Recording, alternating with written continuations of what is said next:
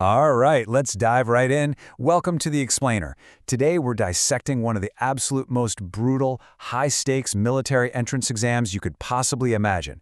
We are stepping into the lethal, fictional world of Navarre, specifically the totally merciless halls of Basgiath War College. I mean, if you thought getting into your dream school was stressful, just wait until you see these trials.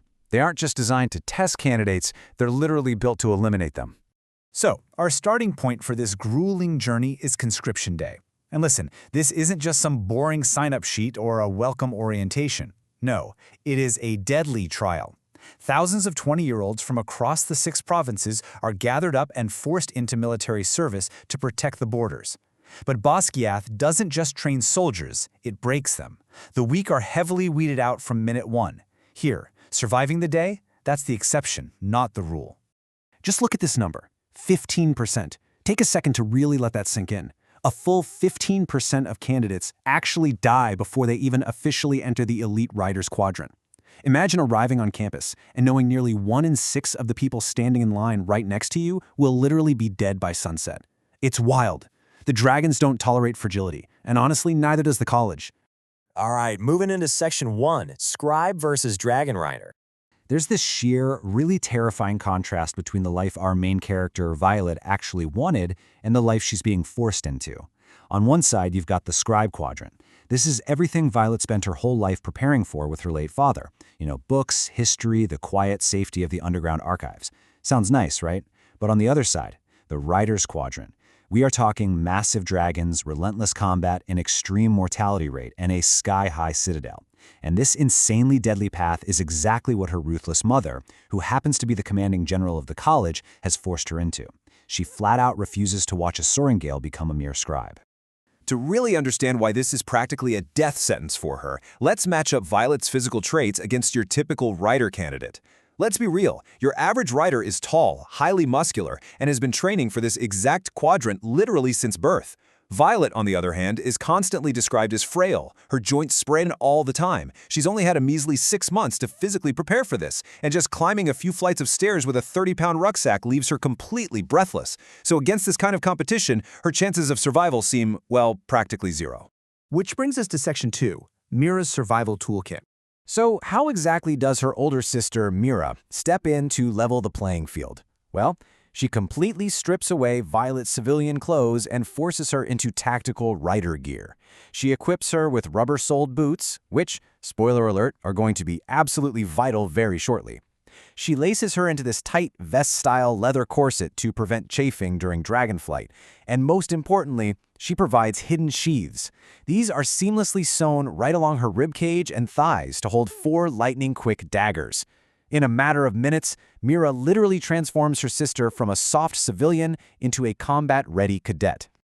But the transformation isn't just physical. Mira delivers this absolutely brutal ultimatum. She says, ditch the books.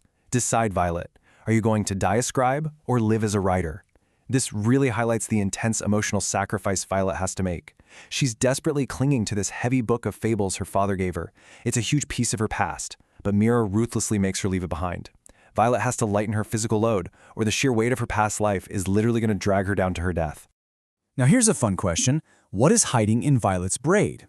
Mira knows her sister needs an edge that the others just don't have, so she introduces this incredibly ingenious secret weapon. Using magic, she took impenetrable dragon scales from her own dragon, Tainni, magically shrunk them down, and wove them into Violet's hair as hidden armor. And to ensure her distinct silver-tipped hair doesn't make her a target, Mira tightly braids it, secretly securing Violet with the ultimate completely undetectable defense. Moving right along to Section 3, Friends, Foes, and Relics. Okay, the absolute most crucial rule of survival in this twisted social landscape is simple. Forge alliances, not friendships. Mira really warns Violet about the cutthroat nature of the Riders Quadrant. Get this, cadets are actually encouraged to kill one another. Why? Because there are just never enough dragons willing to bond. So thinning out the competition directly increases your own odds of getting a dragon and, actually living. In this kind of toxic environment, a genuine friend is a huge liability, but a strategic alliance, that might just save your life. Adding a massive layer of tension to all of this is the Rebellion Relic. Let's unpack this dense lore for a second. A Rebellion Relic is the shimmering, magical mark left by a dragon on the children of executed separatists. Years ago, there was a huge rebellion against Navarre. The leaders were executed, and as a brutal, twisted punishment, their children were forced into conscription. They were marked permanently by the very dragons that killed their parents. So the sins of the great betrayer and his followers are literally scarred right onto their children's skin. And that specific bit of lore directly introduces us to Violet's most immediate, terrifying threat. Your mother captured my father and oversaw his execution. These chilling words come from Xaden Rierson. He's this imposing, incredibly lethal third-year wing leader. And yeah, he happens to be the son of the Great Betrayer. Adding fuel to the fire, Xaden's father killed Violet's older brother before being executed by Violet's mother. Talk about bad blood, right? Xaden has an immediate, deeply personal and blood-soaked grudge against Violet's whole family, and in the Riders Quadrant, he actually has the authority to end her. Okay, deep breath. Here we are at Section 4, Crossing the Parapet. Listen, just getting to the starting line takes a grueling physical toll. Step 1. You have to literally sign the death roll, fully acknowledging you might not make it through the day. No big deal, right? Step 2. Candidates must climb 250 steep, winding stone stairs up a dark turret. For someone like Violet, whose lungs are burning and whose body is aching under a heavy pack, this alone is completely exhausting. And finally, Step 3. Once you reach the top of that tower, you have to face the parapet. The exact measurements of the parapet are enough to induce sheer terror. Let's look at the specs. Its width, a measly 18 inches. Its height, 200 feet straight up above a rocky valley. And just to compound this absolute nightmare, the weather conditions are rapidly deteriorating into an incoming rainstorm.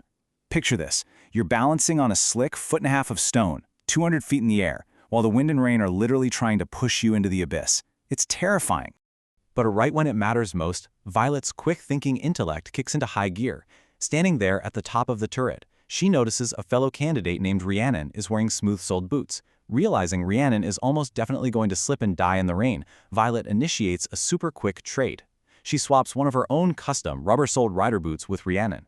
Sure, it's an uncomfortable, cramped fit, but it gives both women a fighting chance on that wet stone. It just goes to show that Violet's mind is absolutely her sharpest weapon. However, outsmarting footwear isn't going to save her from her enemies. Xaden actually catches Violet right before the crossing, and he delivers this chilling dismissal. He says, "Why would I waste my energy killing you when the parapet will do it for me?" He just stares her down.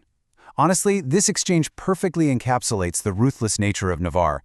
He fully expects this brutal environment to just do his dirty work for him. And wow, Xaden's terrifying prediction is immediately backed up by reality. Dylan, a fellow candidate who just minutes prior was enthusiastically showing off a ring he planned to give to his girlfriend, he steps onto that 18-inch bridge just as the torrential rain hits. He loses his footing, scrambles for purchase on the slick stone, and tragically falls 200 feet right into the valley below. The parapet claims its first victim right there in front of Violet's eyes. So that leaves us with a massive life-or-death question. Will Violet's intellect actually be enough to survive the crossing? Think about it. She's wearing mismatched boots, she's weighed down by heavy leather gear, and she's staring down a rain-slicked 18-inch bridge suspended in the clouds, all while a lethal wing leader just waits to see her fall. Can a fragile, book-smart scribe truly outsmart a world that is explicitly designed to kill her?